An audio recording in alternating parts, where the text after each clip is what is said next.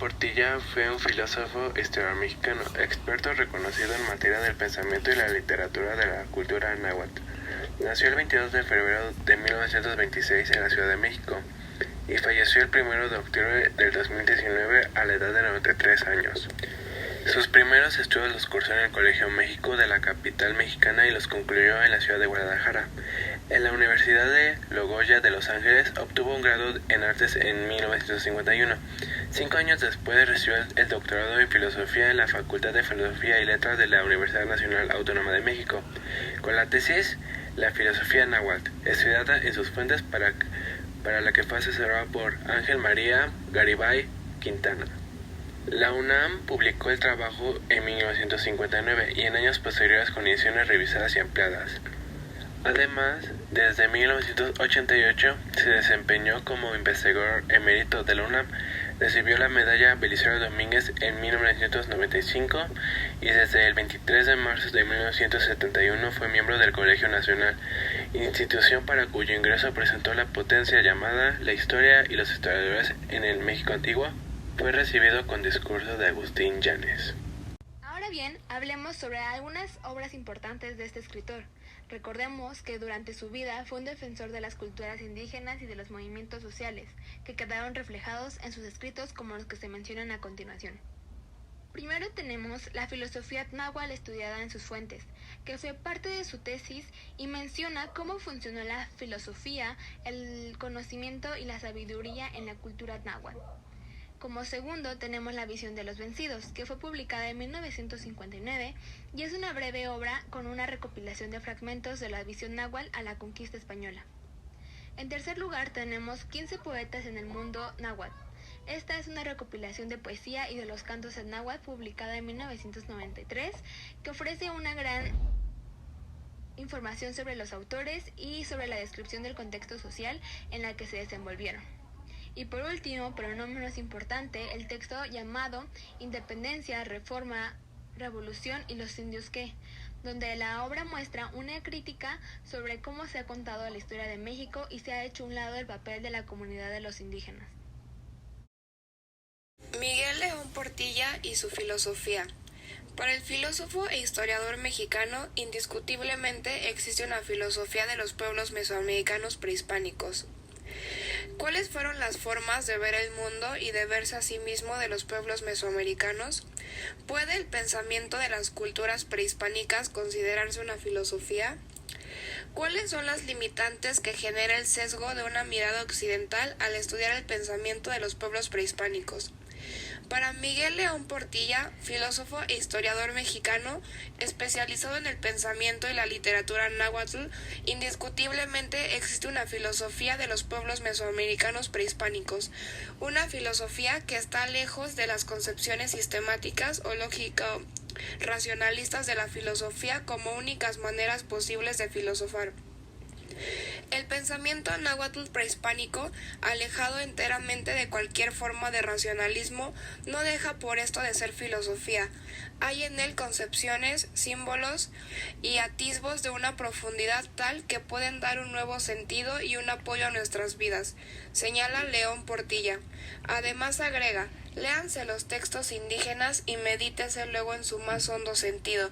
Quienes se hallen libres de la antigüedad credulidad de los sistemas podrán comprender si hubo o no verdaderos filósofos, creadores de ideas profundas y propias dentro del mundo náhuatl prehispánico, y así que ese pensamiento, ese filosofar, puede o no tener algún significado para el hombre inquieto de hoy en día. Filosofía náhuatl. La filosofía náhuatl estudiada en sus fuentes es un texto escrito por el doctor Miguel León de Portilla en 1956.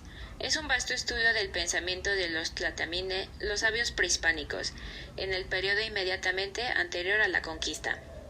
La premisa de este texto es tratar de deducir algunos pensamientos filosóficos de remotas épocas, haciendo uso de más de 90 fuentes primarias que tomó como testimonio de la mente antigua. La filosofía náhuatl es un texto importante porque pone sobre la mesa una que poco se había declarado, empero que en la antigüedad en México había un grupo de gente dedicada al saber. que se reunía a hablar y abordar problemas fundamentales acerca de la existencia, la verdad, la moral, la belleza y el lenguaje. Al referirse a la existencia de pensadores que se distinguían de los sacerdotes de misticismo y de la religión, poniendo énfasis en la poesía para manifestar algunas ideas y conceptos sobre su realidad. También coloca a la experiencia y vivencias diarias como parte del quehacer filosófico. En la obra de Miguel León Portilla, La visión de los vencidos, nos hace un pequeño relato en el cual trata de la conquista española. Dentro de esta, nos habla de lo que sufrieron los indígenas, ya que fueron engañados por parte de los españoles. Los indígenas creían que los españoles eran dioses que les iban a decir si en un futuro iba a haber desgracia o no. Por parte de los españoles, al ver que los indígenas les hacían ofrendas de oro, de comidas, etc., los españoles fueron aprovechándose cada día más y más. Dentro del relato de Miguel León Portilla nos habla de los presagios funestos, dentro de los cuales se menciona el incendio espontáneo de la casa de Huitzilopochtli, la llama de fuego en el cielo, la visión de Moctezuma de un pájaro parecido a una grulla en el cielo y las estrellas, y la aparición de deformidades en gran parte de la población, por mencionar algunos. Todo esto lo relacionamos con el Día de Muertos, ya que nosotros tenemos la tradición de colocar ofrendas a nuestros seres queridos.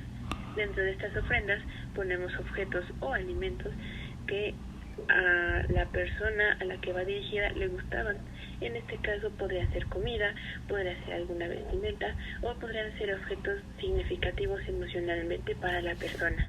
Como ya hemos visto, Miguel León Portilla ha sido un gran recuperador de nuestra cultura y nuestros orígenes como mexicanos, así que el Día de Muertos lo veremos desde esa cosmovisión. En México, las ceremonias rituales dedicadas a los muertos se practican desde antes de la llegada de los españoles a nuestras tierras.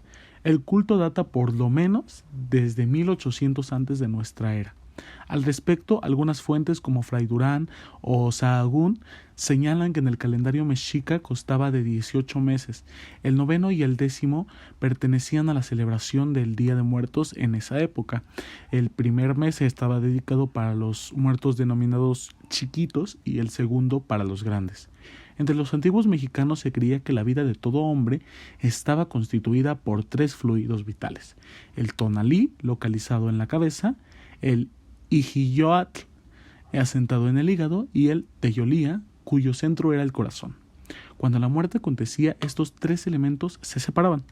Entonces el Teyolía o alma tenía la posibilidad de ir a 2 regiones, localizadas más allá del mundo real, en atención a la forma en que se habían muerto o al grupo social al que pertenecía la persona. Los mexicas suponían que había 3 lugares a donde se dirigían los difuntos. Depende del tipo de muerto y no la conducta que tenían en esta vida. Así, podemos denominar al Mictlán, lugar de los muertos descargados, o el inframundo. Era concebido como un lugar poco favorable a donde pasaban las almas. Entonces los españoles se cree por eso dieron el término en español de el infierno. El segundo lugar llamado Tlalocan o paraíso de Tlaloc, y el tercer lugar estaba conformado por Cihuatlampa y Mocihuaquetzque, también conocido como el cielo, ya que los difuntos iban donde se encuentra el sol. Se pensaba que tenían que pasar 4 años del deceso para que el muerto llegara al 9º inframundo y alcanzara el descanso definitivo. Los mexicas tenían 2 tipos de ritos funerarios: la cremación y el entierro. Los muertos comunes se incineraban, se les envolvía con telas en posición fetal y se les ponía una máscara.